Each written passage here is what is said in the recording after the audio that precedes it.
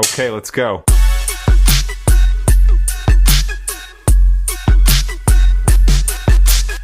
I'm Nicole Lee, and welcome back to You Never Know, where we talk about life, career, change, and the stories of people who have taken the unconventional road and embraced the unknowns.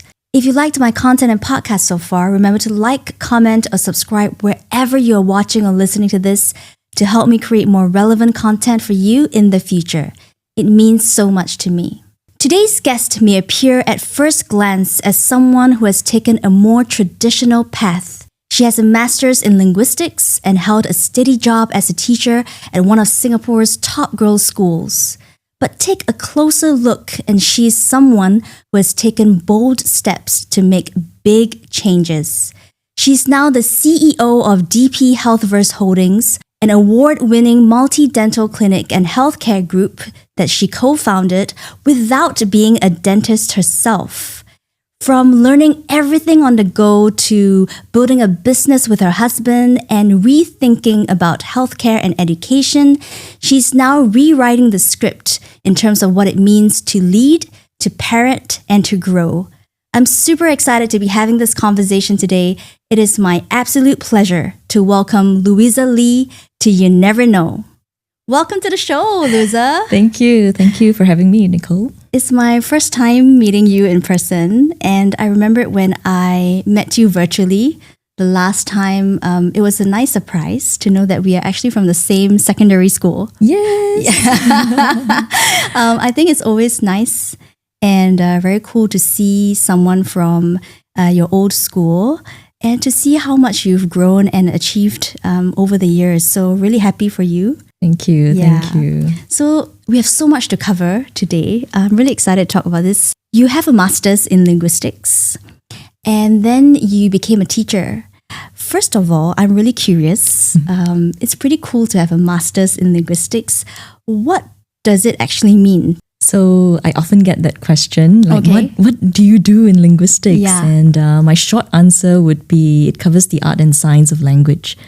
So in the master's curriculum, we cover things like phonetics, semantics, syntax, pragmatics, which is really a delve into language and how it's evolved, how it's being used, and how it's been utilized in different contexts and across different cultures.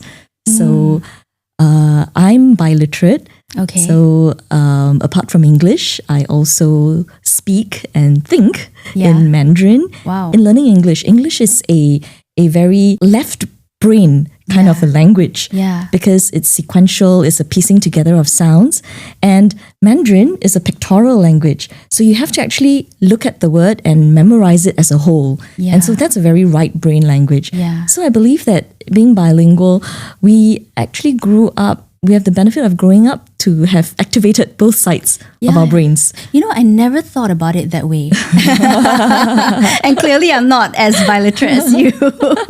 Because I think you speak fluent Mandarin and English, which is pretty impressive. So I had the opportunity, like from young, my parents would be going around to different community centers in Singapore to look out for singing competition, storytelling competition. And so from young, I was also recording, I was in broadcasting with the Reader Fusion Children's Play Group. Okay. And I did have some exposure also with CDIS. So yeah, I think I had a very colorful childhood. Being fluent in both these languages, how did that help you, especially in your early years? Well, I can say it helped me a lot now, especially when we visit countries like China. As a child, I think it did complicate my life a little bit. Oh, how? How? When I was doing the recording, when I was with CDIS, we had to do the filming in the afternoon.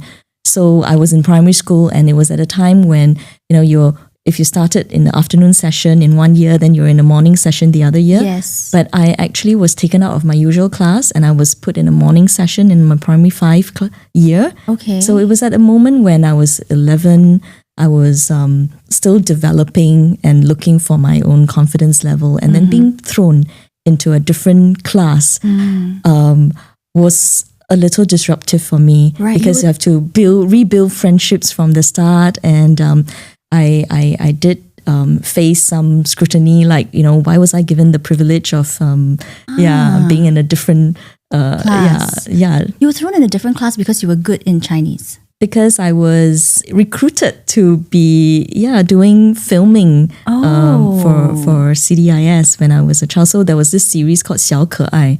And so we were shooting this whole series in Mandarin, and it was actually played out in schools. So you might be too young for this, but my generation, so it was actually played out as videos, curriculum that was supposed to be watched by the primary school students in Singapore. I see. Oh, because you were doing this on the side, you had to go to a different class, and that sort of made you stand out in a certain way.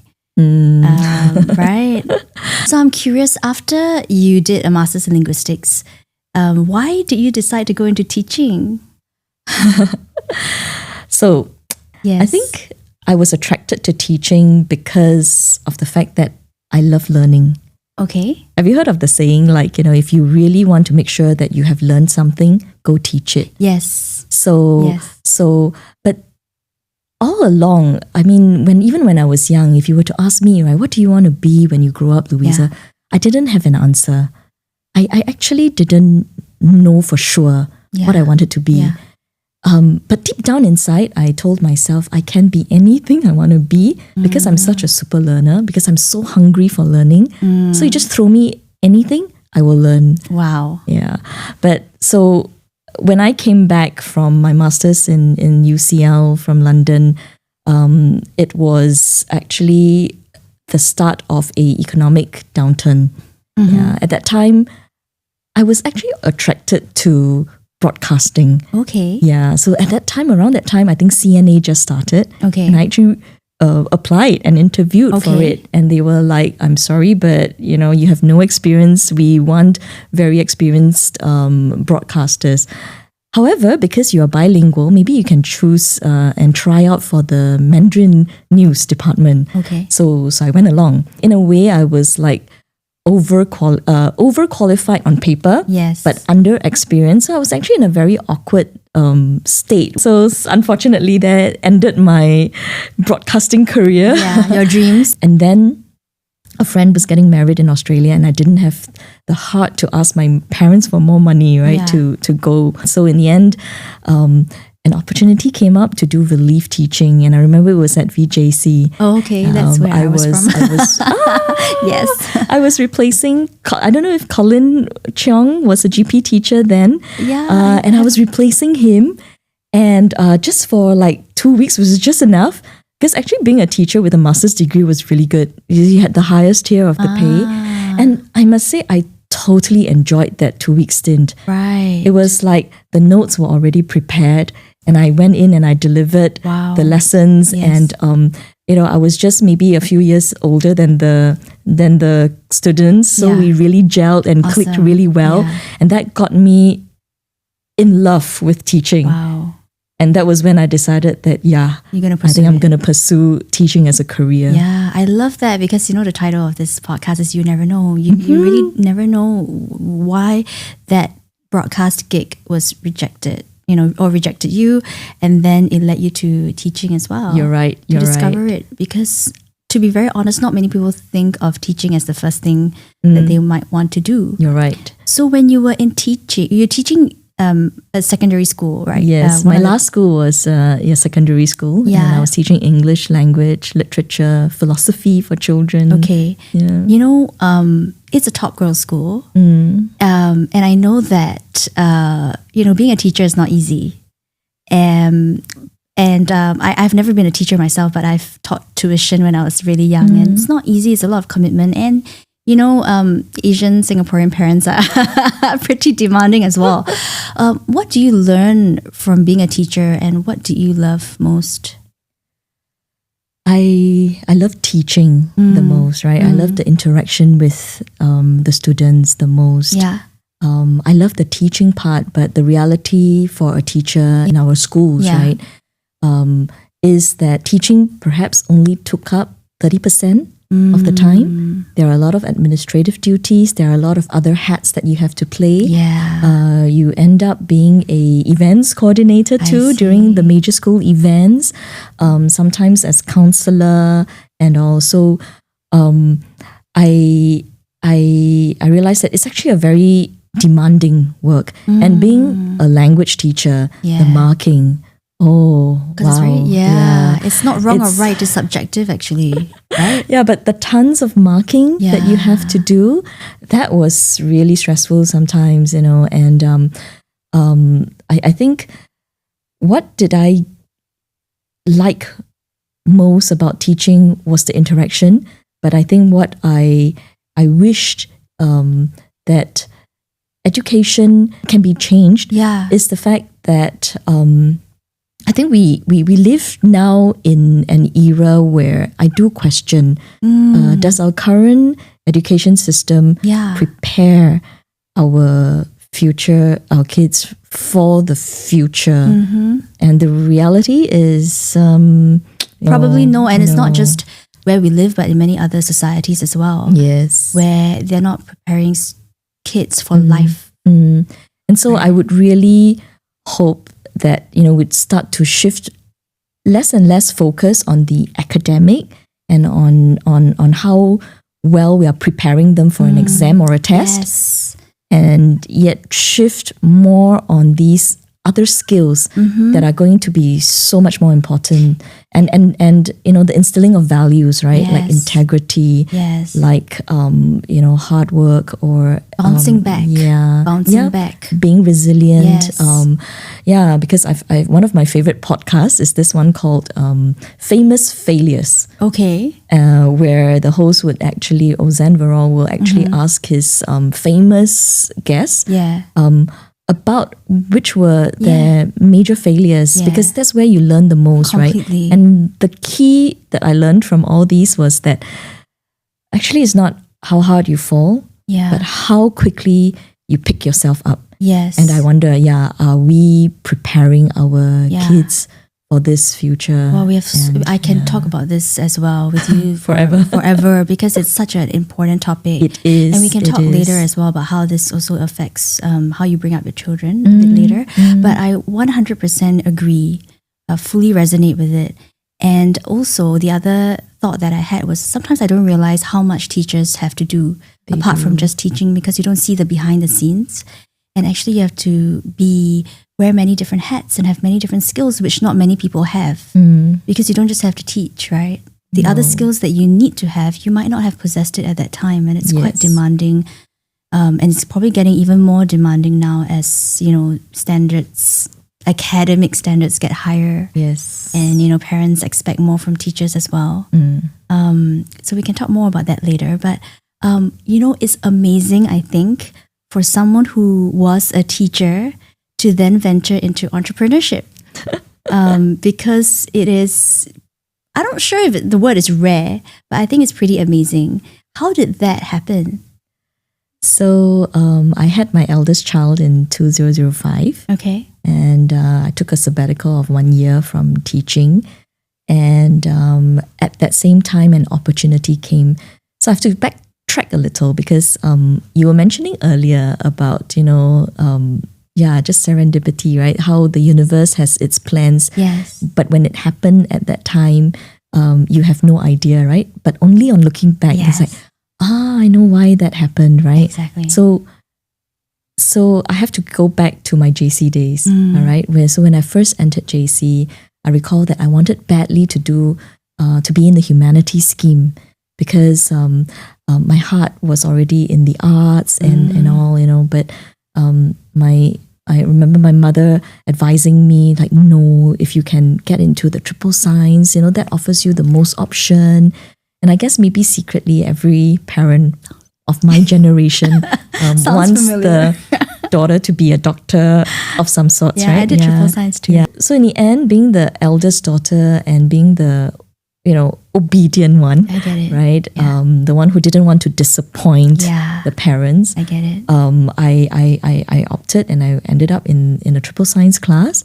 But that's how I knew my husband. Oh, yes. And actually, we were together after 3 months in JC, and we have been together since. I mean, I always say we did break up for 1 week somewhere in between. Okay. But we got back together. But so more than half our lives we've been together. But at that point when I knew him, I didn't even know that he would one day become a dentist, and that one day we would have this opportunity for us to buy over an existing practice that he was a clinical director in. It was really a generous act of self-actualization that his mentors had, this opportunity for us. And so, we ended up shelling out our life savings, borrowed money from our parents, and we bought over this practice. And so to me at that time was that, wow, this is a family business already. Yeah. Right. We have to make it work. We have to make sure that it works because it's our livelihood now. Right. Right. And so that was when I decided that I would quit teaching and then come into managing the practice. Honestly, there were push factors also. Oh, that was what I wanted to ask. Was it more of a pull or push? Exactly was, both. That was my mind. So the push factor was the stress coming from the being an educator was just piling up. I think I had been struggling. So actually, I taught the last O levels batch in that girls' school, and I was struggling as a teacher. Yeah, I was a literature teacher, and my objective and my aim as a teacher, I felt, was to inculcate that love for the subject and for learning in my students. But there was also that pressure of the expectation of getting the girls to a good grade. For me, I felt that if they had that passion and that love, then grades would come naturally. But of course, there were other thoughts, right? The expectation was that I had to be giving them model answers. And to me, literature, it's about your own individual opinion and how you express yourself. I shouldn't be giving model answers, because then it's not fair to the student who wrote that model answer, or that I don't want to end up like all the whole class writing one same answer. That's not going to help them get the excellent grade.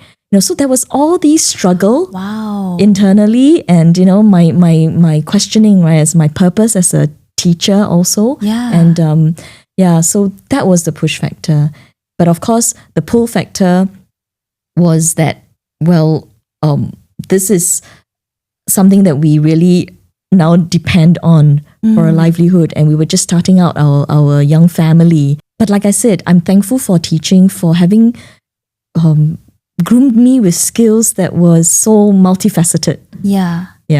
So I think that was when the decision was made, and just full on. There is so much to unpack, actually. And thank you for sharing that part of your story, because I think we don't see all of these things in terms of there's a lot of visibility in terms of what a student goes through, but very little visibility of what a teacher goes through.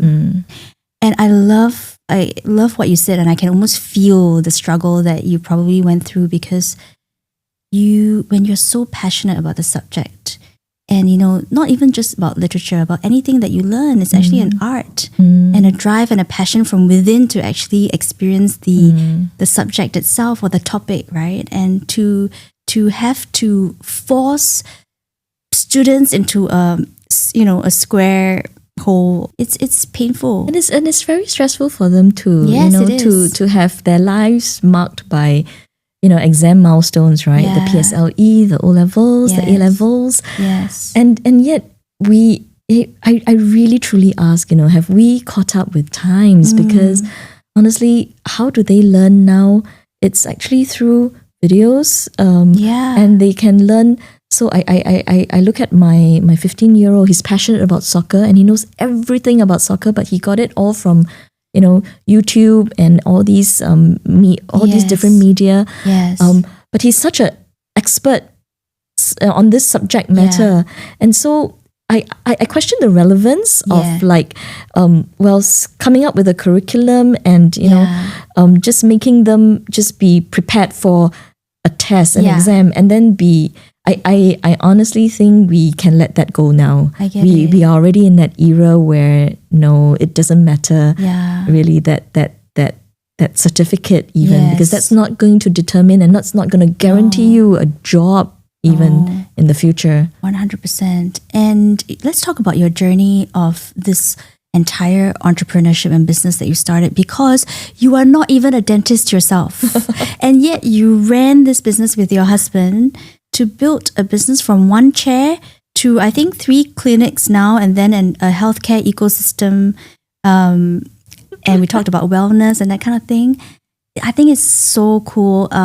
And also inspiring for many people, including teachers, and people who are in jobs that feel like, maybe it's a dead end and I'm just going to do this my whole life, to actually be inspired to know that there is a different path. How did your journey, how do you... So remember my personal mantra, right? Yeah. Like, I can be anything I want to be, right? So again, thanks to my mom, I had A-levels biology knowledge, right? So and you remembered it? I forgot all of it. It will come back if you need it. So I recall that my first foray into dentistry, of learning about dentistry, was this trip. So very early on, we were determined that we want to provide the very best, right, for our clients, for our patients, and we wanted to, and I think Wing Chu and I, we have always been attracted to what is the latest information that there is, what is the latest way of, what is the best way, right, that people out there have already invented or created, right, that we can learn and then apply. Right. And so from very early on, we were traveling the world literally to attend courses from all around the world. And so my very first advanced dental course was on implantology. Wow. So we flew to Germany, and I was watching live surgery taking place. Oh, super cool. And then I was just asking a lot of questions and like, why are you doing that, and how is it being done and all that. So awesome. So I'm very schooled. I think I attended a lot of these courses. A lot of times Wing Chu would go for this course and I would also sign myself up, and I would just sit through, and initially maybe you only get about 50%, but over the years, right? I mean, by next year would be 20 years in this business. Yes. And I think I have actually acquired quite a lot of dental knowledge, enough to talk shop with a dentist. Awesome. No, it really goes to show that honestly, and I also truly believe myself, and I tell so many young people as well, that your degree does not limit you. No. And also it does not mean that if you have that degree that you can't do something else in life. Yes. And you did exactly that, right? You learn on the job. To me, education is there to, firstly make sure that you're literate, right? That you can read and write. Yeah. And then to make sure that, you have the learning skills. You have the skills to equip yourself to learn. Yeah, you learn to learn. Okay, that's what the purpose of school is. All right. Learn to learn. And then after that, it's like, it doesn't mean that, if you graduate from university with a certain degree, that nothing ever changes. Firstly, by the time you graduate, maybe some of these things would have been obsolete already. Yes. Yeah. And then the other thing is that, I mean, you never know what other new information is coming on. Yeah. And you just have to have the attitude that learning is a lifelong matter. Yes. And it's not just about acquiring knowledge. It's having and developing your own perspectives of the topic, right? And how you would like to approach it, because facts are just, knowledge is just there, but it's also how you see it and whether you agree with it Yes. or not as well. Yes. So Yes. you did all these courses in Germany and everything. You acquired so much knowledge, and that's how you actually got yourself equipped to understanding the business. I always say like, okay, if I set up a char kway teow store, yeah. I can, yes, hire a top chef from some, place, right? Yeah. But then I'm going to always be dependent on this chef, right? So Yes. I must also learn how to char kway teow myself, But of course, I cannot be a dentist, Yeah. but I need to know all about the dentistry, because I feel like if I'm in charge of the strategic direction also of the practice, Yeah. and our commitment to our patients is that, we provide you with what is the most progressive concepts out there, then I have to know. Yes. I have to be in the know. Yes. And always there ahead of the pack, right? And understanding, because for me, right on the outset, I believe that for a business to succeed, there has to be a unique proposition. All right? Because if I'm going to just do it the same as every other dental clinic out there, then why would the client want to choose me? Right. Because then they can just go to any other clinic out there too, right? So Yeah. from the very beginning, we were very determined that we want to provide the best. So then what is the best? The best is of the highest quality. The best is of the highest quality of service, but the best is also about what is the most advanced that technology or ideology has to offer in this whole field of dentistry, Yes. that we can then make as a commitment to our patients, right? That if you come to us, you're not getting stale news, you're not getting like sama things that have been done for the past 20 years, but Yes. no, we are always, I can dare say we are even probably 5 to 10 years ahead Wow. of many dental practices around the world. Wow, I love this mindset. I really love the attitude that both you and Dr. Yue have, because it's something not many people do, but at the same time, as you mentioned, so crucial for a business to thrive, not just survive, to thrive. Tell me some of these more progressive practices and things that you're doing, because I think it's very interesting, because, usually when we think of a dentist, people just don't want to go to a dentist because they fear it. And they just think that dentist is just meant to, help me with cleaning my teeth, mending, that kind of thing. Tell me more about those progressive practices and ideologies. So Dr. Yu was very adamant that from the start that, not that at DP Dental, we don't want just dentists to be carpenters, right? Menders, right?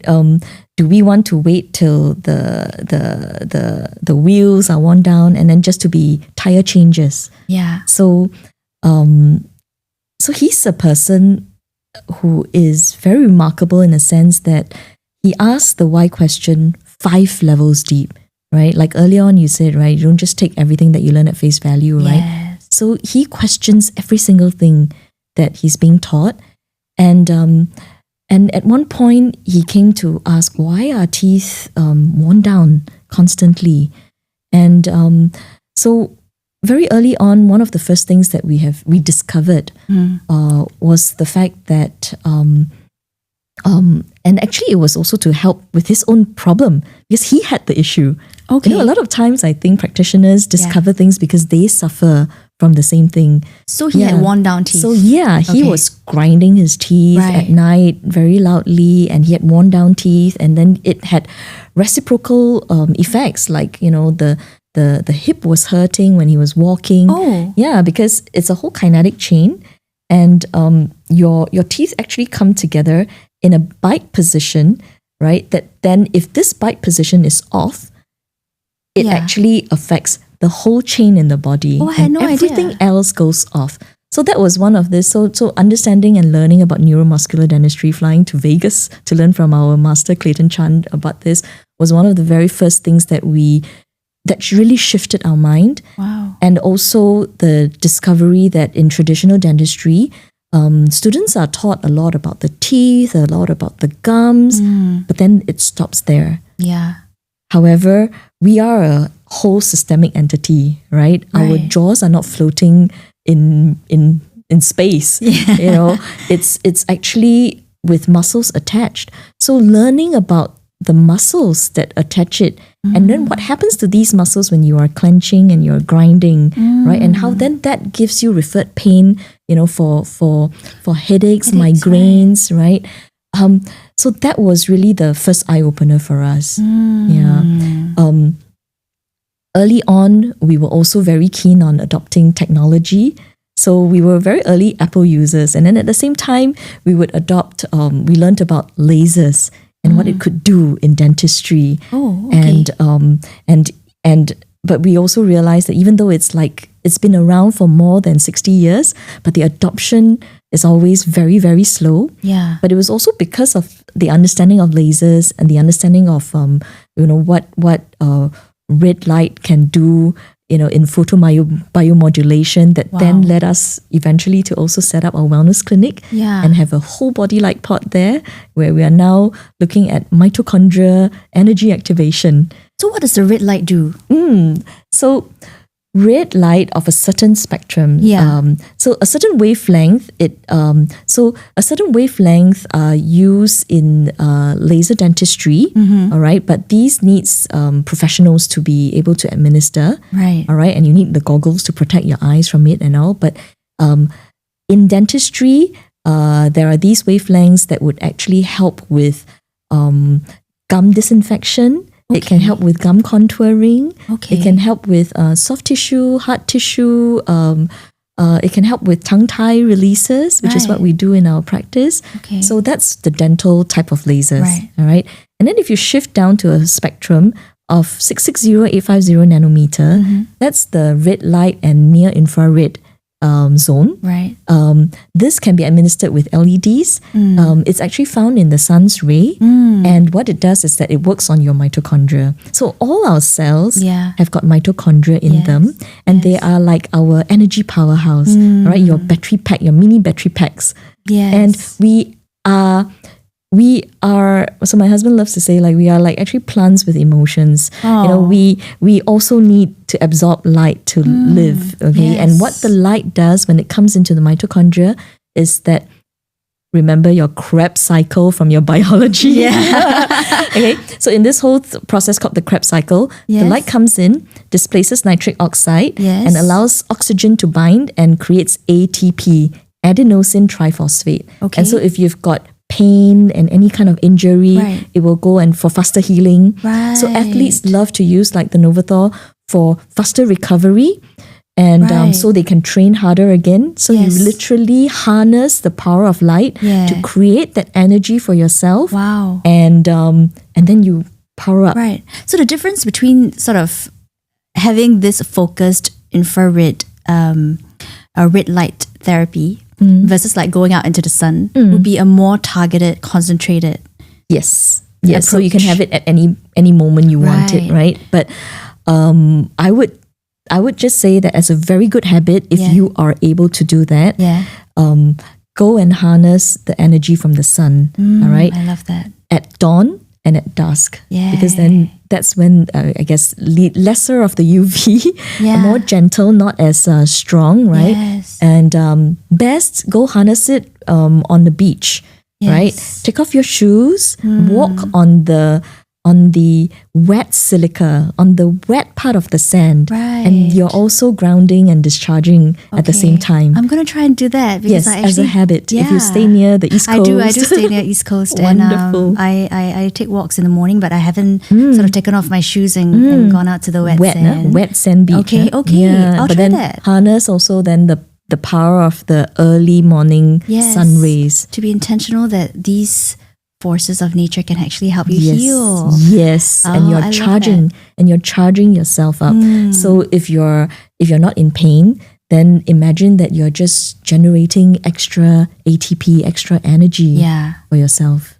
So you've done this for 20 years already, and you even won the Entrepreneur of the Year award, I think in 2017. What were your biggest challenges and also biggest lessons that you and your husband learned? over the 20 years. Yeah, must have had a lot. I think, yeah. I think the challenge is to decide on which to share, which challenge to share.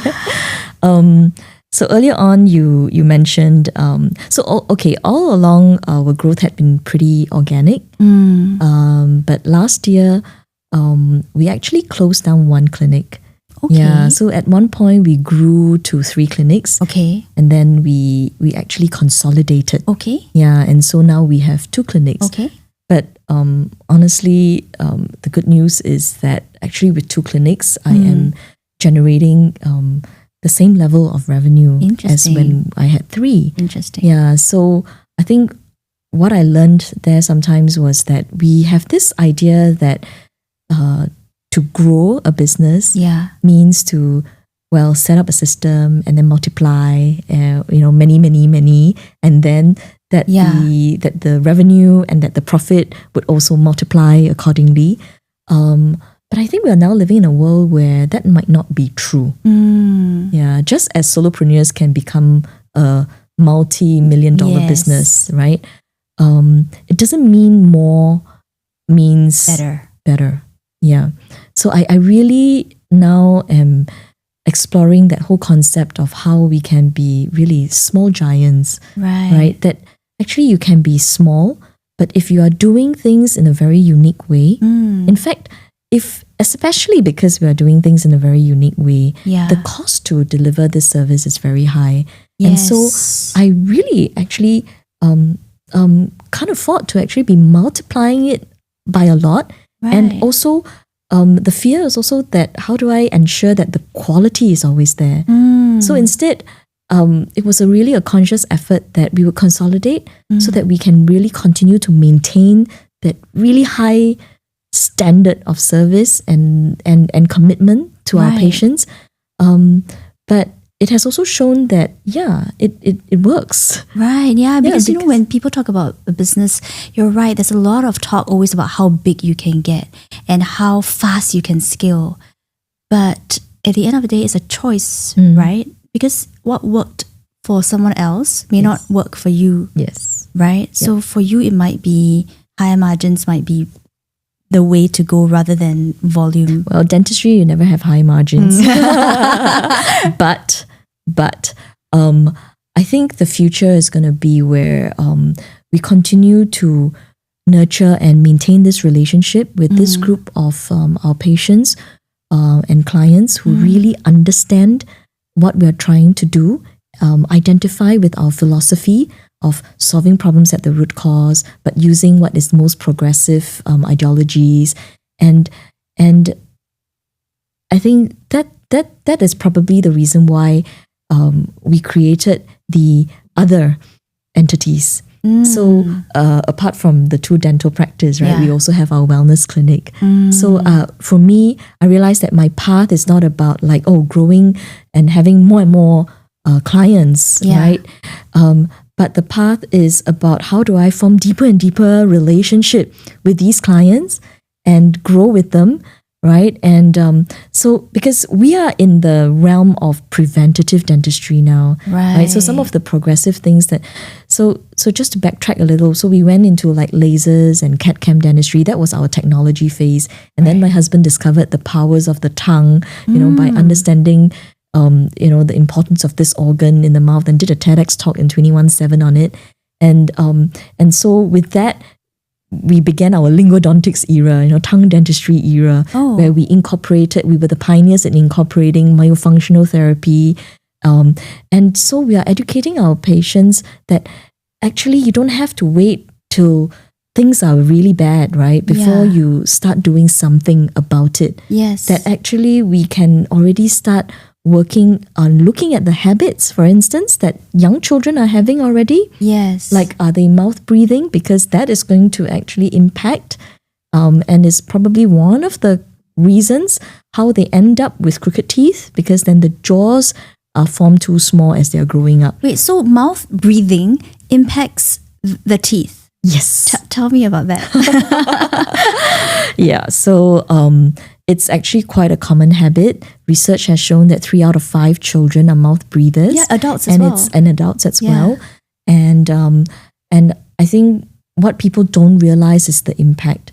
So when you're a mouth breather, your saliva that is actually forming a protective overcoat over your teeth dries up, and then it makes it a more an environment that allows for the bacteria in the teeth to thrive. Mouth breathing also means that your tongue is going to be down all the time because you cannot be opening your lips. Your lips cannot be apart and then have your tongue go up at the same time. It's really tough. Right. Yeah. So what's happening is that then the tongue is always down, and in the daytime it's compensated by you having a forward head posture, but at night you're going to be compensating by having disrupted sleep. And honestly, when we say, the clenching and grinding that takes place, and people are often told that it's due to stress, well, it's actually an airway protective function. Yeah. So people are grinding their teeth at night because when the tongue is in a low position and it's blocking the airway and your deep sleep, your survival is topmost. Right, in the signal, and the brain is going to send a signal down and say, hey, you have to do a head tilt chin lift to save yourself. All right, and that head tilt chin lift is going to come in the process of you propelling your jaws forward so that you can breathe, so that you can open up the airway and breathe. But in the meantime, because the teeth are in the way, you end up grinding your teeth. I love how you went right up the chain to find out the root cause of things. Of a lot of issues that's happening in the breaking down of teeth in dentistry. Wow. Okay, so if there was one thing you could say to someone to sort of have better teeth and better oral health, it would be to breathe tongue up, lips closed, breathe through nose. That's our public health message. Wow. Not about brushing your teeth 2 times a day. Well, do that too, but but really, what is going to impact your whole oral health and also your sleep is this. And I realized that another simple way also could be smile and breathe through your nose, because you realize that if you purse your lips together and smile, lips together and smile, naturally your tongue goes up to the roof of the mouth because you shorten that distance between your tongue and the palate. So don't smile with your teeth, or I usually smile with my teeth. No, smile with your teeth because you can express it through your heart. But if you need a quicker way to get your tongue up to the roof of the mouth, right? Keep your lips together and smile, and your tongue. If you have the habit of actually having your tongue at the bottom, it's actually quite uncomfortable to have the tongue up. Actually, it's uncomfortable because it's like a muscle that needs training. It's very interesting. Because even in meditation,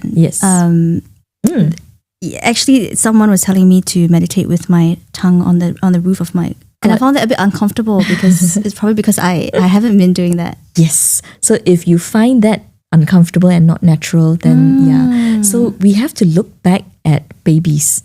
So my husband often says, look at the factory setting. All right. Yeah. So what's the factory setting for babies? It's really that from birth, they are supposed to be able to put the tongue up to the roof of the mouth and breastfeed. All right. And so but milk bottles, actually a lot of our modern day inventions have helped us in some ways, but have also caused harm in others. Right. When we are overly reliant. We are supposed to just make our, use our phones for calls and for some things, but we end up using it for more than that. Yeah. Milk bottles too. People overuse it for years when it's supposed to just help you tide over that few months until the baby can be drinking from a cup. Yes. Yeah. And really the tongue resting position should be up against the roof of the mouth at all times. Wow, that's a very big one for me, and I think for many people. Yes. Yeah, super, super useful information. Thank you. So the other, I think there's so much we can talk about, but one thing that struck me as well is how you managed to run a business with your husband. Because many people are in, long-term relationships, marriages, and they find it hard to see their partner every day. And you actually worked with yours for decades. How do you manage to do that? We complement each other well. We recognize each other's strengths and we cover up for each other's weaknesses. Wow. Yeah. So I'm a long-term strategic planner kind of personality, and he is very quick in coming up with solutions on the spot. So in that, we complement each other already. Right. But I think we are bounded by some shared values. Like we really are very passionate about learning what is the latest that is out there and screening it and then adopting it if it makes sense. Yeah. So we don't fear technology. We are early adopters of ideologies that make sense. Right. Yeah. And we both want to solve problems at the root cause because that is the most efficient thing to do. Yeah. So I think that drive, right, and hence having that common goal that we want to improve, shift healthcare because the current healthcare is a sick care model, and the vision that I have for the future of healthcare is one where people come to realize that actually 80% of the time we are responsible and we have a part to play, and the habits that we are practicing on a daily basis are what is causing the illness and the disease later on in life. 100%. And that right now we need to be informed and have that knowledge, and we need to start shifting those habits. So I'm a functional medicine certified health coach. Wow. And I think one of the visions that I have is that the health coaches are going to be like the GPs of the future in a world where, or for that group of people who are already aware and of that higher conscious level, right, where they are saying like, hey, I have the ability to heal myself, right? But what are some of the changes that I need to do now, right? To what I'm eating, to how I'm breathing, to if I'm drinking enough water, to how I'm sleeping, am I moving enough, right?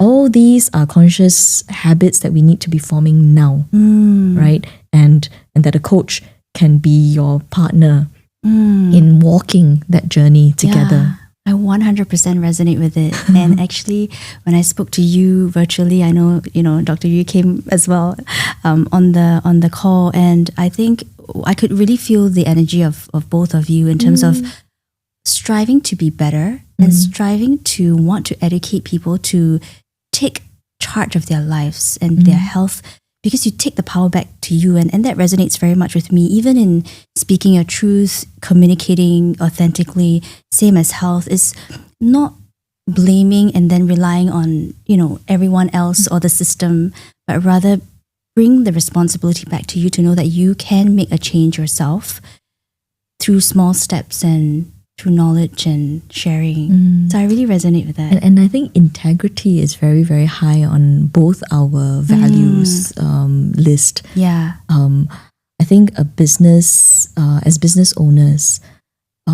it is very important that we hold that, like delivering things to the highest quality and always doing the best that we can. And every day is about how can I do better than myself, yesterday. Yeah, that is really also what drives us. Yeah, I think being bounded by these common values and having that common goal at the end. Yeah. Yeah. Both of you have 2 sons. We talked about it. It's not easy, I think, to manage kids and business, to manage kids alone and then kids plus business. How do you manage all of it? We are very lucky in Asia that we have parents, that who still, like for me, my parents stay with us. Okay. And then I have helper reflectively. Because I had a life where a lot of it was planned and pre-planned by my mom. I think I'm consciously trying to do things a little bit more differently for my kids, and I think it's almost like I'm going all the way to the opposite end, where I want them to be able to have that liberty to decide for themselves. I love that. And I don't know if I'm overdoing it, but I also trust that the world that they are living in is a very different one. There are some things going through my mind, and I think that sometimes people do especially sometimes in our society, judge moms who are, doing everything and, not being like a full-time mom, but actually the experiences that you've had in your business, opening your mind, and then also how you grew up sort of made you give your kids more space to be themselves, and that's how they actually flourish. So I think you should be very proud. Yeah. We ourselves are our greatest enemy. Yes. We judge ourselves a lot more than, society. So I would say that I do have my moments of uncertainty, right? Am I doing the right thing? But one thing I learned is not to let the guilt get to me. Yeah. What we have created for our boys, I hope, is that that space. Yeah. That space for them to discover, to explore, and to grow. Yeah. In their own way. That's really cool. So I have some rapid fire questions. Sure. And I'm going to just shoot and then you can answer them in your own way. First one is, what's the most common habit that you see people have with their teeth? Mouth breathing. Mouth breathing. Okay, that's an easy one.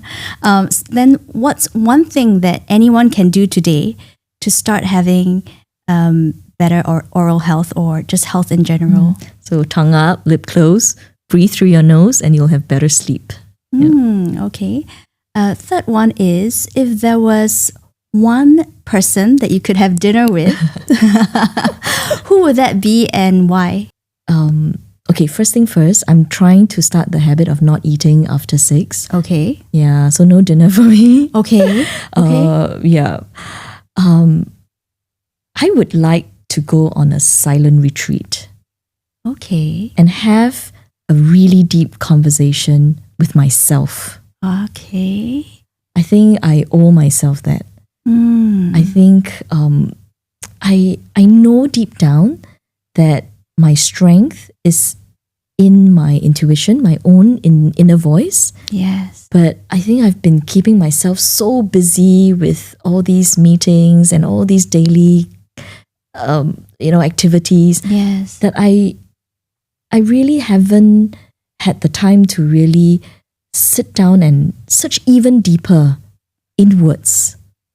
I've been filling myself with knowledge and gathering all this and learning from all external, right? And I asked myself, have I had that opportunity to consolidate also, right? All my learnings, and also to ask myself, right, what I already know. Yes. So I think that would be meaningful. I'm so glad I asked this question, because I think that